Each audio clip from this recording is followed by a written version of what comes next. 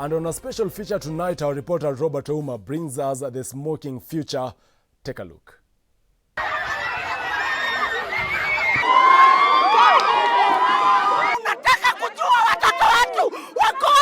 Tunafunga hii shule. For the better part of this year 2021, amidst COVID-19 pandemic hitting and tampering with normalcy of activities across the globe, there has been a silent pandemic that continues to eat greedily inside the Kenyan education system, and especially secondary schools. In our quest to find the cause and the cure of this pandemic, we undertook a very deep study to find out the reason for the unending school fires.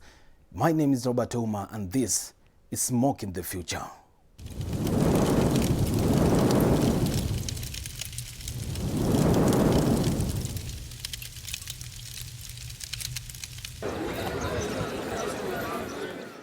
Kenyan schools, and especially secondary, are into a crisis whereby different amenities within the school are set on fire, since like this have become an almost everyday occurrence in the country. School after school is being set up in flames in an unprecedented rate. This is the latest school in Nyanza province to suffer the arson attacks. Maranda High School. New buildings reduced into ashes, and these are just stark reminders of the events here in the past days.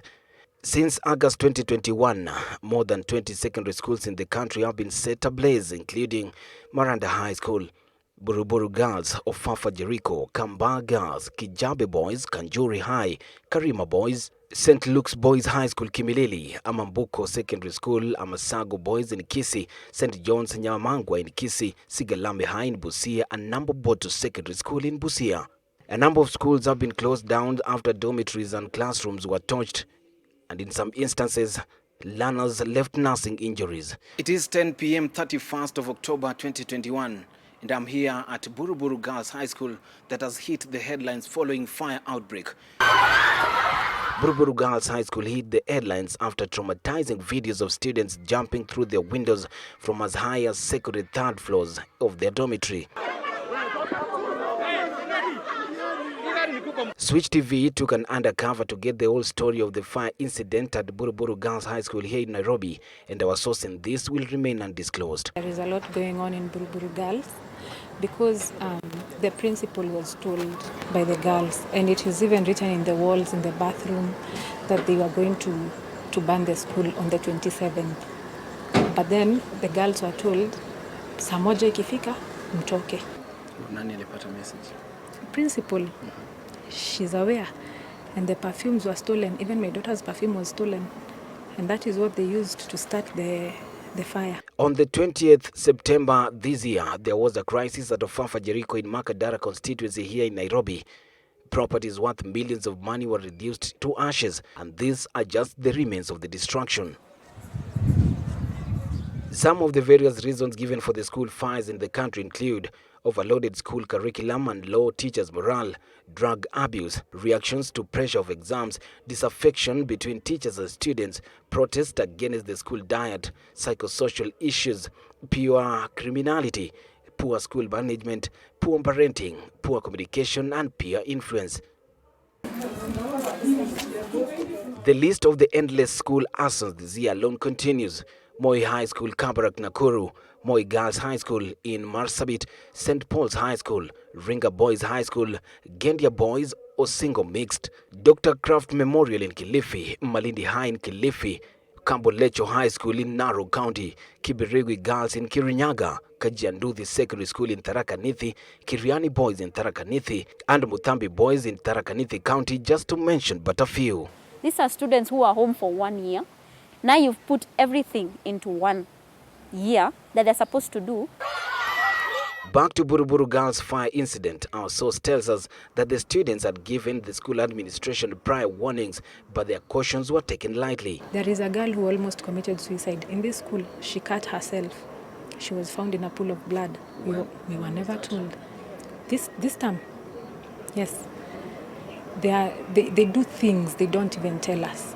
Our efforts to get the response from the administration on this fateful night concerning the allegation did not bear any fruits. The education system in the country therefore have been putting more and more pressure on teachers and students to recover the time lost on the pandemic in the effort to complete the syllabus. na kisi wanaenda nayo kwa shule kutunga au kukata walimu, lakini anafungwa, anafundishwa adabu. Tusiwavumilie. A generation of it's my way or the highway. On the 2nd of November 2021, Amambuko Secondary School in Kisii County was again set ablaze. The increased cases in school fires have set education system on a crisis. Students, parents, teachers and the government are at war. It is stupid, it is primitive, and it must stop. It is a back and forth blame game. Nobody clearly understands the core of the mess that, if not immediately tamed, can put this generation's future in shambles. We are looking into the symptoms, and that's what the government is doing wrong. The 1% who want to spoil for others, we shall deal with you circumference. This is a student who maybe is going through a stressful situation. Who are they supposed to go to? The teachers. But the teachers themselves are tired, so they don't have time for them. To them, they are seeing education. We need to finish the syllabus. In most instances, parents are left to bear the burden of the infernos, and for example, at Buruburu Girls High School, the administration gave a report that only a cubicle that hosts 10 students was burnt. But on resumption after a few days break, each student was to report with 1,500 shillings to cover for the cost incurred during the arson in school of more than 1,000 students. That roughly translates to 1.5 million shillings.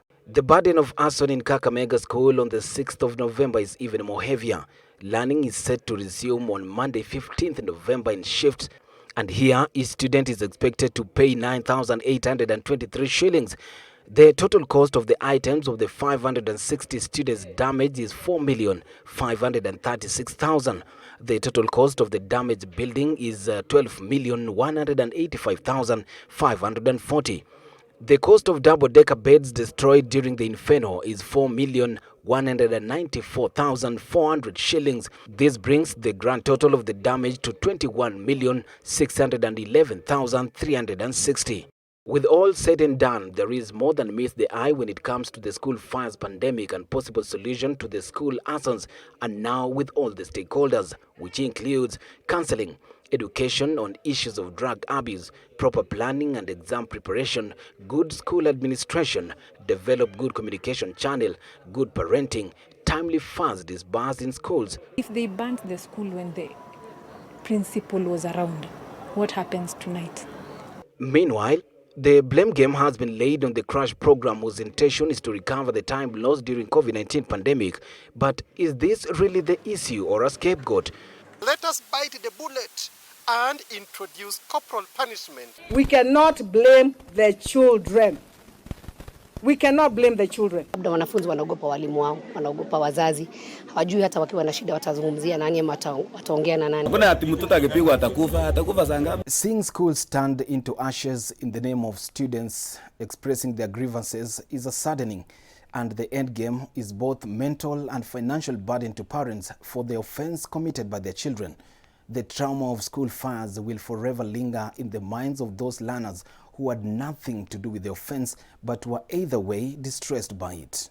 And as the education stakeholders in the country are putting heads together to repair the cracked wall, maybe it's time for all the players to rethink the rule of the game to avoid such unprecedented future losses.